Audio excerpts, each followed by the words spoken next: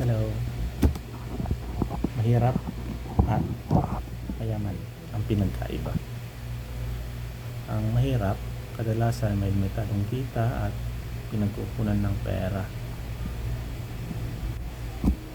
Tapos,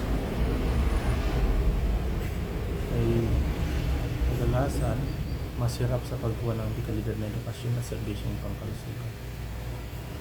At pangatlo, kadalasan sa kailangan magsumikap ng higit pa sa pang-araw-araw na pangangailangan.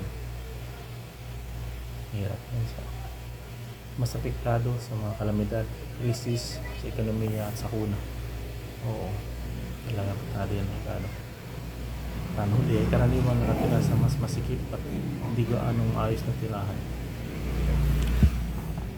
Ang mayaman naman ay nakakalamang, siyempre mas magandang maging mayaman, pero wala pa tayo dyan. Mas mataas ang kita at mas maraming ari-arian.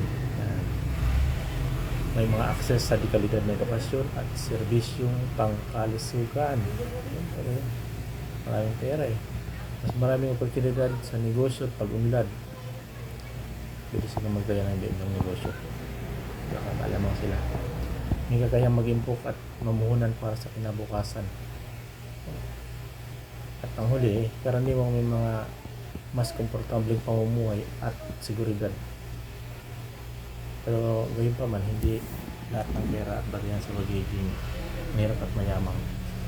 Ang kasipagan at pananaw sa buhay ay may paraan sa pamamahala ng yaman at may malaking papel din sa pag-unlad ng isang tao.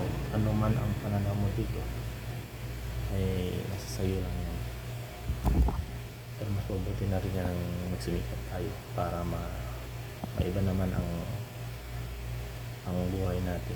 May kakayahan tayong baguhin ang ating buhay, so gawin natin at iwan natin ang paraan sa mabuting paraan. Salamat po, like and subscribe tayo sa susunod na mga. Bye bye.